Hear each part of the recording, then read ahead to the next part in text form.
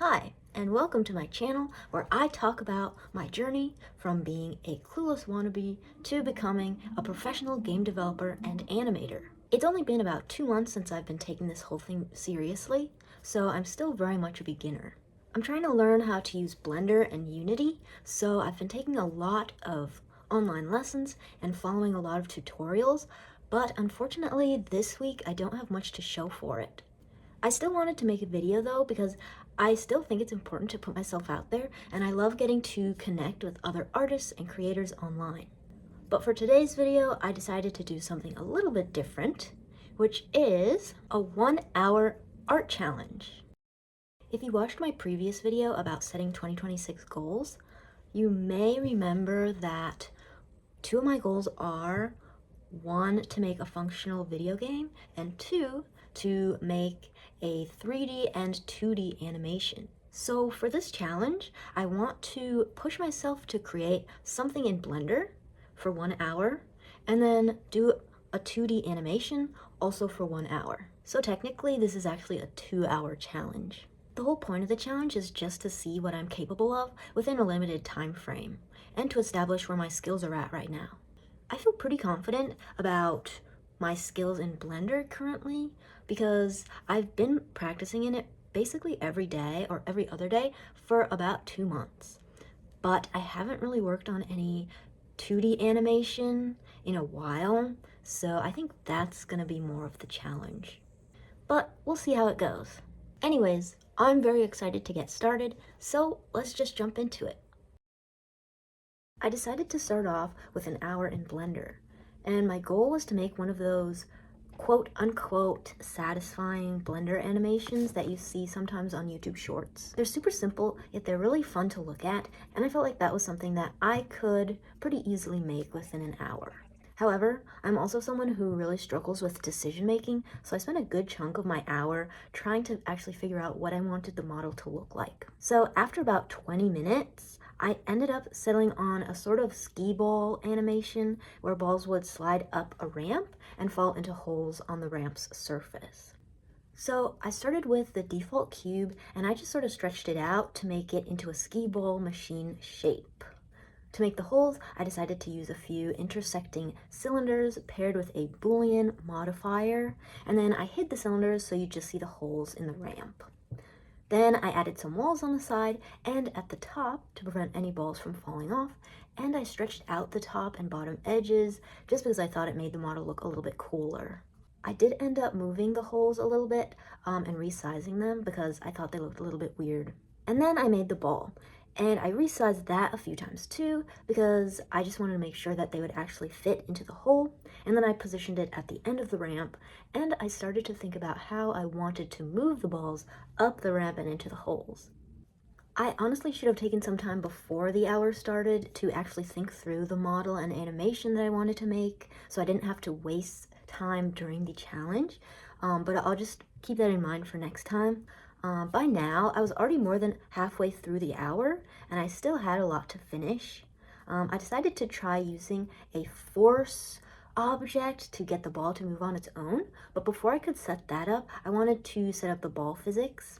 So I gave both the skee ball machine and the ball a rigid body physic, and then I ended up setting the machine to passive, and the ball should stay active. And then I pressed play on the animation at the bottom, but I saw that when the ball fell, it didn't actually touch the skee ball machine. It would just sort of hover in the air. And this actually happened to me in a previous animation that I was trying to make, and I got so frustrated because I couldn't figure out how to fix it. But this time I didn't want to just give up, so I spent another few minutes sort of scouring the internet, trying to figure out how I could make the ball actually touch the machine. So it turned out that I just had to change something called the collision margin on both the machine and the ball to 0. That seemed to fix the problem. A lot of things in Blender are fixed by just some little tweak with the settings, but there are so many settings that, yeah, it can just be very difficult to figure things out sometimes. But the next problem was trying to make the ball bounce. I know skee balls don't actually bounce, but they definitely have a little give, and I didn't want the balls to seem like rocks or anything, so I did change a bunch of settings, hoping the ball would start bouncing a little bit, but it did not. So I had to spend another bunch of time trying to figure out how to make the ball bounce. I ended up doing a lot of research online, and this took me so much longer than it should have. I took off the rigid body physics on the ball, and I replaced it with a soft body physic because I thought that would work, only to eventually turn it back to rigid body because I realized that it had to be rigid body. And I found out that you just sort of have to reduce the friction and increase the bounciness settings on both the ball and the skee ball machine. So in the end, it was a pretty simple fix, but it just took me a really long time to figure that out. After that, I ran into yet another problem, which was trying to get the holes in the ramp to actually function as holes. Every time the ball went up the ramp using the force object, it would go up the ramp perfectly fine, but it wouldn't go into the holes. It sort of just treated the ramp as if there was no holes at all, and I really could not figure out why. At first I thought maybe the ball was running into the cylinders, but it wasn't. After a while I realized that the cylinders aren't actually making holes in the ramp mesh, they're just sort of making a visual effect of holes. So after more research online, I realized that I had to press apply on the ramp to apply the modifier and make the holes actual holes. After I applied the Boolean modifier to the ramp, the ball finally went into the hole, and I was so relieved, because this took me way too long. Anyways, I added a few more balls to the animation to make it look a little bit more interesting, and by then I had actually gone over the hour by like 15 minutes, and I didn't get to add any materials to anything or really finalize the animation. But I'm actually really happy with how the project came out. This upcoming week, I think I'm going to try to work on this project a little bit more and hopefully be able to post it as a YouTube short in a few days. So maybe you'll scroll by it. The second part of the challenge was making a 2D animation. So the same evening, I set up a little animation workstation on my floor, and I got to work on another ball animation, coincidentally. This time I just wanted to animate the ball bouncing. So I've been reading this book called The Animator's Survival Kit by Richard Williams. It's all about classic 2D hand-drawn animation and little tips and tricks that the author learned during his career as an animator. And there are a ton of examples throughout the book that you can copy and learn from, and I have not done a lot of 2D animation at all, especially not recently, so I decided to do something super simple, which is just having a ball bounce one time. So really what I was doing is just copying the example from the book.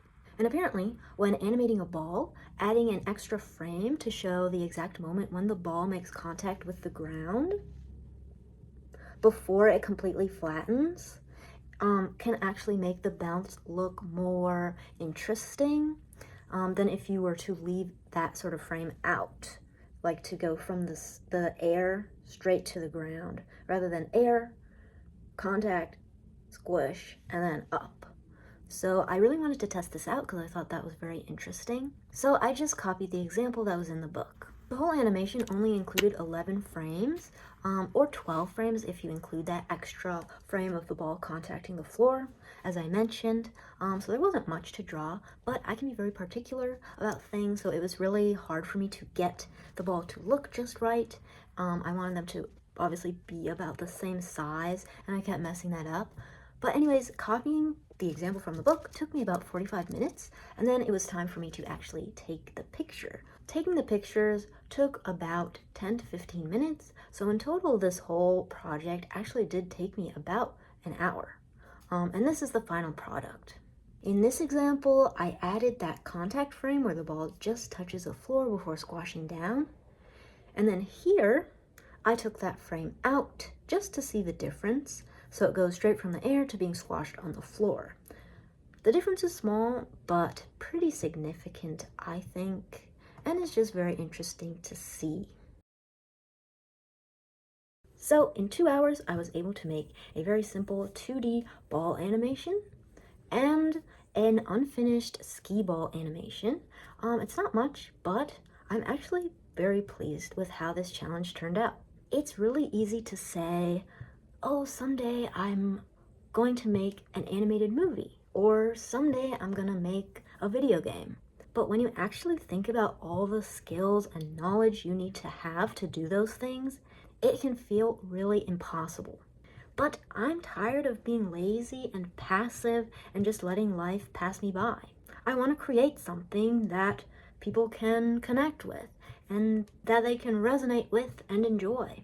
And the only way to do that is to push myself to make little projects like these. It's all about doing a little bit every day or every other day and working toward your goal no matter how far away it might seem. If I could accomplish this stuff in just 2 hours, think about how much I can accomplish in 2 years. Anyways, if you're still here, thank you so much for sticking around. I really appreciate it, and it means a lot to me that there are people out there who are interested in my journey or who might find some sort of motivation from these videos. If you're on a journey of your own or you have big goals that you're striving toward, I'd love to hear about it in the comments below. Doing anything great in life is going to take a lot of time and effort. And with that being said, I hope that you find some time this upcoming week to work on whatever skills you may want to strengthen or whatever goal that you may want to achieve. I know I will. Anyways, have a great week and thank you so much for watching. Bye!